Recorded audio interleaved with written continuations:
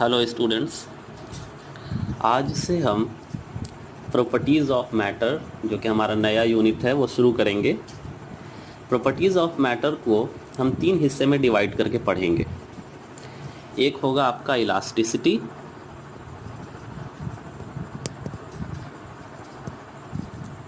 दूसरा होगा आपका सरफेस टेंशन,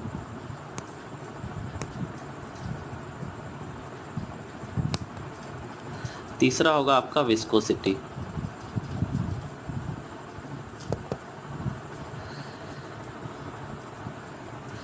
इलास्टिसिटी जो है वो सॉलिड से रिलेटेड प्रॉपर्टी है और सरफेस टेंशन जो है वो लिक्विड की प्रॉपर्टी है और विस्कोसिटी जो है वो गैस और लिक्विड दोनों की प्रॉपर्टी है।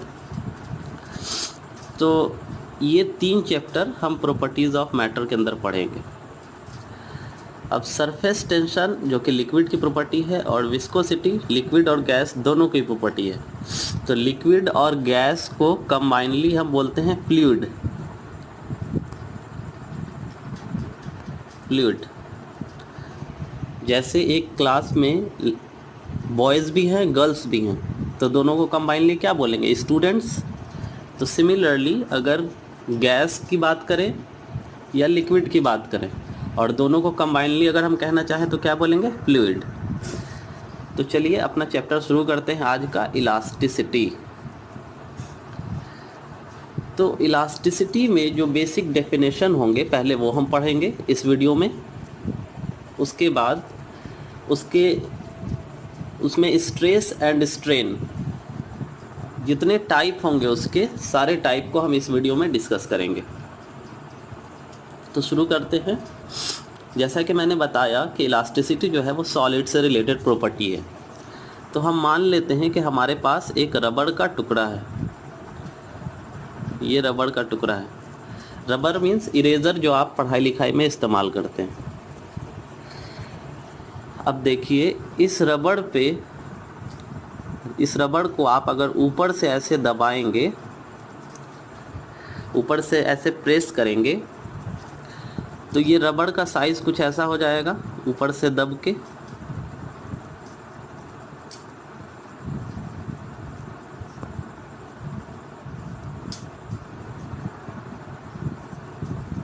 ये इस तरीके से दब जाएगा। तो जो हमने फोर्स लगाया, ये फोर्स, इस फोर्स को कहते हैं डिफॉर्मिंग फोर्स। इस फोर्स को कहेंगे हम डिफॉर्मिंग फोर्स।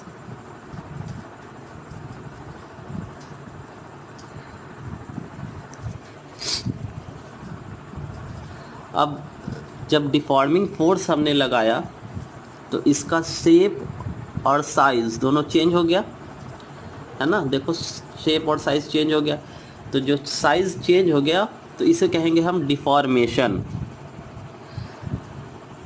अब सुनो, जब हम फोर्स हटा लेंगे, जब हम इस फोर्स को हटा देंगे तो फोर्स को हटाने पे मान लिया आपने ये फोर्स हटा दिया तो फोर्स को हटाने के बाद वापस से आपका ये साइज आ जाएगा, ये साइज वापस से आ जाएगा। तो वापस से जो साइज आ गया ये कैसे आ गया? तो जब हमने फोर्स लगाया था इसके ऊपर तो इसके इक्वल एंड अपोजिट डायरेक्शन में इस बॉडी के अंदर, रबड़ के अंदर फोर्स जनरेट हुआ था और यही फोर्स इसको टेंट कर रहा है वापस से इसका शेप और साइज रीगेन करने में। तो ये जो फोर्स है ये आपका कहलाएगा रीस्टोरिंग फोर्स। समझ आ गया? बाहर से जो हम फोर्स अप्लाई कर रहे हैं जिसकी वजह से शेप एंड साइज चेंज हो गया उसे कहेंगे deforming force. Shape and size का चेंज हो जाना ये कहलाता है डिफॉर्मेशन। और अप्लाइड फोर्स की वजह से बॉडी के अंदर इक्वल एंड अपोजिट डायरेक्शन में फोर्स जनरेट होता है जो कि बॉडी को फोर्स करता है वापस से अपना शेप और साइज रीगेन करने के लिए, वो कहलाता है रिस्टोरिंग फोर्स। ये सारा आप देखते होंगे डेली जनरल लाइफ में। बस इसका नाम नहीं जानते होंगे। अब कुछ बॉडी ऐसे हैं जो कि अपना साइज़ और शेप रीगेन कर लेते हैं, लेकिन कुछ बॉडी ऐसे हैं जो कि अपना शेप और साइज़ रीगेन नहीं कर पाते हैं। जैसे एग्जांपल के लिए कि जैसे हमने रबड़ को दबाया, तो रबड़ को दबाने के बाद जैसे ही हमने फोर्स हटाया, ये अपना शेप और साइज़ वापस से रीगेन कर लेता है। तो ऐसा बॉडी जो कि रीगेन कर ले उसे हम कहते हैं इलास्टिक बॉडी, और जो गेन ना कर पाए वापस से अपना शेप और साइज़, उसे हम कहते हैं प्लास्टिक बॉडी। जैसे कि प्लास्टिक को आप दबाओगे तो वो वापस से अपना शेप और साइज़ रीगेन नहीं कर पाएगा। एक बार जो दब गया सो दब गया, अब अपने से वो नहीं रीगेन कर पाता है, तो वैसे बॉडी को हम कहते हैं प्लास्टिक बॉडी। अब इलास्टिक बॉडी किस वजह से अपने शेप और साइज़ को रीगेन कर रहा है, जिस प्रॉपर्टी से रीगेन कर रहा है उस प्रॉपर्टी को कहते हैं हम इलास्टिसिटी। और प्लास्टिक बॉडी अपनी जिस प्रॉपर्टी से अपने शेप और साइज़ को रीगेन नहीं कर पा रहा है उसे हम कहते हैं प्लास्टिसिटी।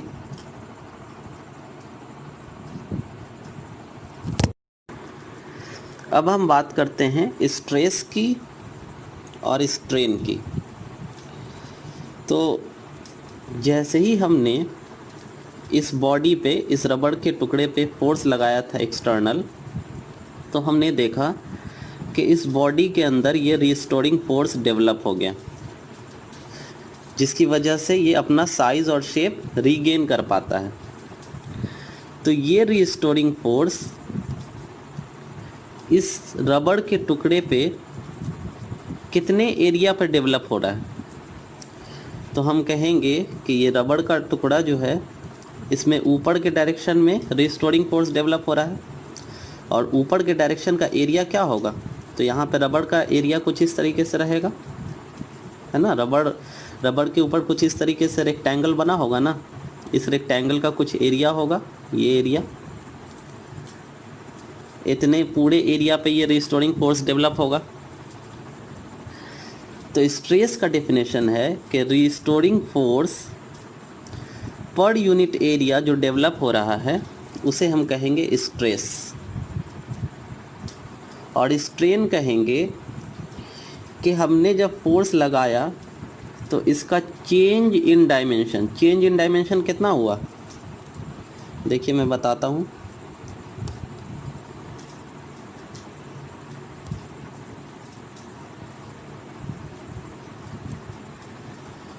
ये हुआ इतना चेंज इन डायमेंशन, इतना साइज इसका कम हो गया, change in dimension divided by original dimension जो यहाँ से लेकर के यहाँ तक है इसका, ये है इसका ओरिजिनल डायमेंशन।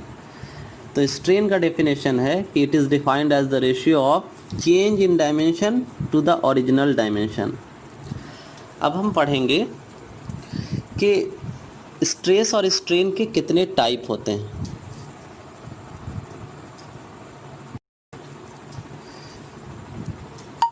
देखिए यहाँ पे स्ट्रेस और स्ट्रेन दोनों के ही 3 टाइप हैं, longitudinal stress, volume stress, sharing stress. Similarly strain का भी वही नाम है, longitudinal strain, volume strain and sharing strain.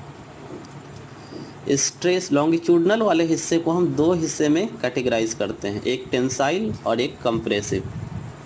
वैसे यहाँ पे टेंसाइल स्ट्रेन हो जाएगा, ये कंप्रेसिव स्ट्रेन हो जाएगा। तो चलिए बारी बारी से हर एक को डिस्कस करते हैं। तो सबसे पहले हम बात करेंगे लॉन्गिट्यूडनल स्ट्रेस की। लॉन्गिट्यूडनल स्ट्रेस के 2 हिस्से थे, टेंसाइल स्ट्रेस। तो टेंसाइल स्ट्रेस की अगर हम बात करें तो समझने के लिए देखिए, ये कोई वायर है, ये वायर एक फिक्स सपोर्ट से लटका हुआ है। वायर के निचले हिस्से पे हमने एक लोड लगा दिया है। लोड का वेट क्या हो जाएगा, लोड का मास इनटू ग्रेविटी, जो कि नीचे की तरफ काम कर रहा है। और ये जो है ये वायर का क्रॉस सेक्शनल एरिया है। जो कि होगा पाई आर स्क्वायर, और ये वायर का ओरिजिनल लेंथ है। और जैसे ही हमने लोड को लगाया तो जाहिर सी बात है कि नीचे की तरफ फोर्स काम कर रहा होगा, तो उस फोर्स की वजह से ये वायर एलोंगेट हो जाएगा इतने से, जो कि है आपका स्मॉल एल। अब टेंसाइल स्ट्रेस समझिए। टेंसाइल स्ट्रेस, स्ट्रेस का डेफिनेशन हमने क्या जाना कि रीस्टोरिंग फोर्स डेवलप होगा पर यूनिट एरिया पे। तो यहाँ पे इस वायर के अंदर रीस्टोरिंग फोर्स डेवलप हो रहा है ना। जैसे ही हमने इस फोर्स को नीचे लगाया तो इक्वल एंड अपोजिट डायरेक्शन में इस वायर के अंदर फोर्स डेवलप होगा ऊपर की तरफ। तो इस फोर्स का मैग्नीट्यूड कितना होगा, F physical to M into g, है ना, मास इंटू ग्रेविटी। और एरिया कितना होगा, तो इस वायर का जितना एरिया है वो तो क्रॉस सेक्शनल एरिया। तो टेंसाइल स्ट्रेस को हम कैलकुलेट करेंगे तो ये आएगा mg by pi r square, और फोर्स का यूनिट होता है न्यूटन और एरिया का यूनिट होता है मीटर स्क्वायर, तो इसका यूनिट हो जाएगा न्यूटन पर मीटर स्क्वायर। अब हम बात करें अगर टेंसाइल स्ट्रेन की, तो स्ट्रेन का डेफिनेशन हमने देखा कि change in dimension by original dimension. तो यहाँ पे स्ट्रेन क्या हो जाएगा, चेंज इन लेंथ जो कि है small L divided by original length.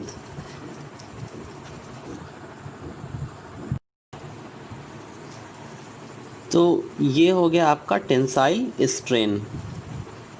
अब लेंथ की भी यूनिट होती है मीटर, ये भी लेंथ है तो इसकी भी यूनिट मीटर। तो मीटर से मीटर कैंसिल होगा, तो ये जो स्ट्रेन है ये यूनिट लेस क्वांटिटी होगा। कोई भी स्ट्रेन हो, जितने भी टाइप है स्ट्रेन के सारे यूनिट लेस होंगे, क्योंकि सेम चीज़ का रेशियो होता है। अब हम बात करें, क्योंकि हमने देखा था कि लॉन्गिट्यूडनल के दो हिस्से हैं, तो टेंसाइल तो हमने पढ़ लिया। अब हम अगर कंप्रेसिव की बात करें तो कंप्रेसिव नाम से ही समझ आ रहा है कि कंप्रेस होगा।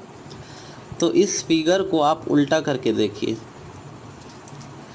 कि ये वायर ऐसे लटका हुआ है और इसके ऊपर हमने इस तरीके से लोड लगा दिया, तो वायर क्या होगा, फैलने के बजाय क्या हो जाएगा, कंप्रेस हो जाएगा ना, छोटा हो जाएगा। तो ये हो जाएगा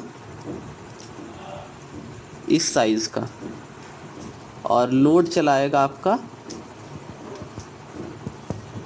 इस जगह पे।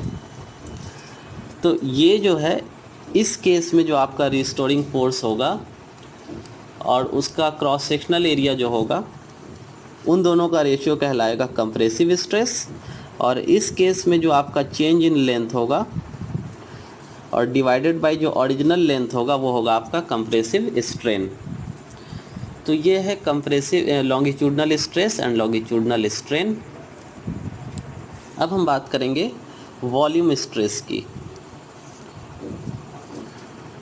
तो वॉल्यूम स्ट्रेस, ये देखिए, वॉल्यूम स्ट्रेस को समझने के लिए कोई भी स्फेरिकल चीज़ आप ले लीजिए। जैसा कि मैंने अपने केस में ये बलून लिया हुआ है, ये ब्लैक सर्कल जो है बलून के ओरिजिनल वॉल्यूम को रिप्रेजेंट कर रहा है, और अभी हमने कोई फोर्स नहीं लगाया है, लेकिन इस पे एक एटमॉस्फेरिक प्रेशर, जो आसपास के हवा का प्रेशर होगा वो इस पे लग रहा होगा, है ना, जिसे हम एटमॉस्फेरिक प्रेशर P से डिनोट कर रहे हैं। और जब हम इसके बाद हम इस बलून को चारों तरफ से अपने हाथ से कंप्रेस करते हैं, तो हमने क्या किया, फोर्स लगाया चारों तरफ से, कहाँ लगाया? इस बलून के सरफेस एरिया पे। तो फोर्स डिवाइडेड बाय एरिया क्या होता है? प्रेशर। तो हम इस क्या कर रहे हैं? प्रेशर अप्लाई कर रहे हैं, तो ये हो गया अप्लाइड प्रेशर। तो जैसे ही हम प्रेशर अप्लाई करेंगे तो इस बलून का साइज़ जो है, जो वॉल्यूम है, वो कम हो जाएगा, जिसे मैंने येलो सर्कल से दिखाया है। तो अब हम बात करें अगर वॉल्यूम स्ट्रेस की, तो वॉल्यूम स्ट्रेस क्या हो जाएगा? स्ट्रेस का definition force per unit area. तो जो आपने फोर्स लगाया, applied force divided by area. तो फोर्स अप्लाइड बाय एरिया हमने क्या देखा, क्या होता है? प्रेशर, अप्लाइड प्रेशर जो हमने अप्लाई किया, और उस प्रेशर से जो वॉल्यूम में चेंज आया। तो जितना हमने प्रेशर अप्लाई किया है, जितना हमने प्रेशर अप्लाई किया है, उतना ही क्या हुआ? प्रेशर में चेंज आया। ये जो एटमॉस्फेरिक प्रेशर है उसमें चेंज आया। एटमॉस्फेरिक प्रेशर पहले से था, हमने प्रेशर एक्स्ट्रा ऐड किया, तो एटमॉस्फेरिक प्रेशर में चेंज आया ना। तो इसे हम कहेंगे, देखिए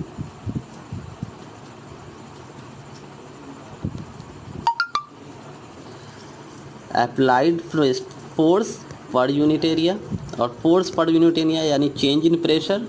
और चेंज इन प्रेशर को यहाँ देखिए हमने डीपी से दिखाया है, तो डीपी, और इसका यूनिट क्या हो जाएगा? फोर्स पर यूनिट एरिया, तो न्यूटन पर metre square.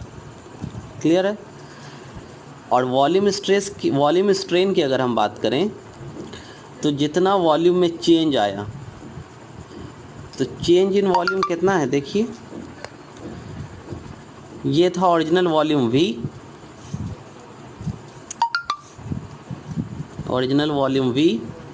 Change in volume है जितना था माइनस V1, इसका वॉल्यूम है ये स्मॉल येलो सर्कल का। तो वॉल्यूम में चेंज कितना आया? ओरिजिनल में से इसको हम लेस करेंगे तो V1। तो change in volume divided by original volume, ये हो जाएगा आपका volume strain. Change in volume divided by original volume. Again volume को वॉल्यूम से डिवाइड कर रहे हैं, यानी metre cube divided by metre cube. तो ये दोनों यूनिटलेस क्वांटिटी हो जाएगा। अब हम बात करेंगे शेयरिंग स्ट्रेस और टेंजेंशियल स्ट्रेस की। शेयरिंग स्ट्रेस का ही नाम है टेंजेंशियल स्ट्रेस।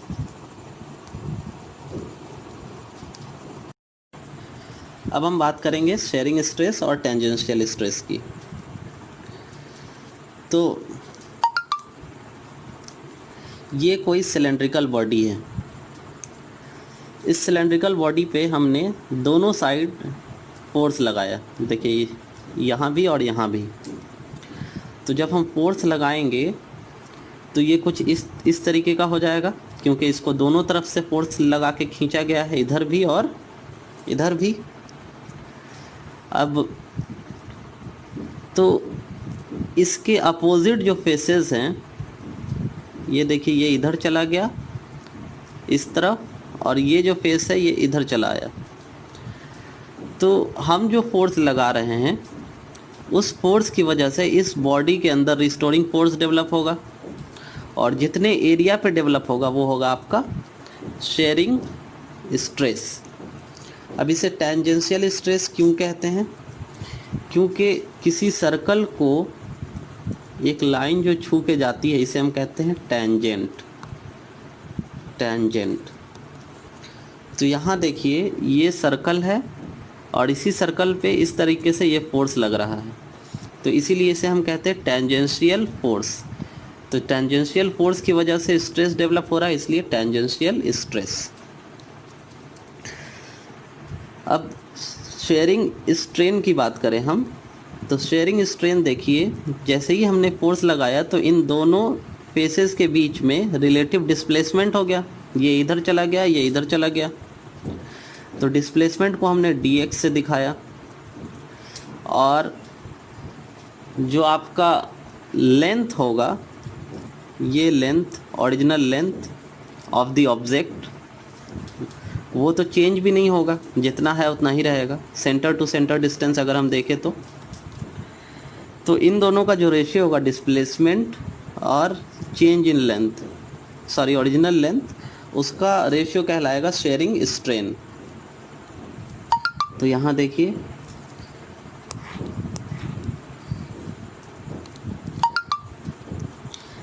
इन दोनों का रेशियो हो गया शेयरिंग स्ट्रेन। अब dx डिवाइडेड बाई l, ये इस फिगर में अगर हम देखें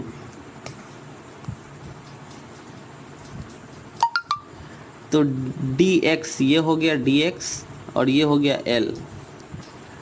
तो यहाँ एंगल बन रहा है तो ये है p, सॉरी यहाँ एंगल बन रहा है तो ये है b और ये है p और ये हो जाएगा आपका h।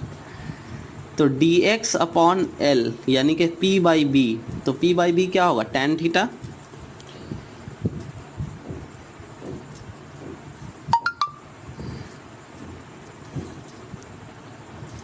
तो ये हो गया आपका tan थीटा। अब चूंकि ये जो डिस्प्लेसमेंट है, ये जो एंगल है थीटा, ये बहुत ही कम होता है, तो थीटा tan को हम इग्नोर कर देंगे, सीधे theta is equal to dx upon l। और ये भी यूनिटलेस क्वांटिटी है क्योंकि डिस्प्लेसमेंट का भी यूनिट मीटर और लेंथ ऑफ द ऑब्जेक्ट का भी यूनिट मीटर, तो ये भी यूनिटलेस।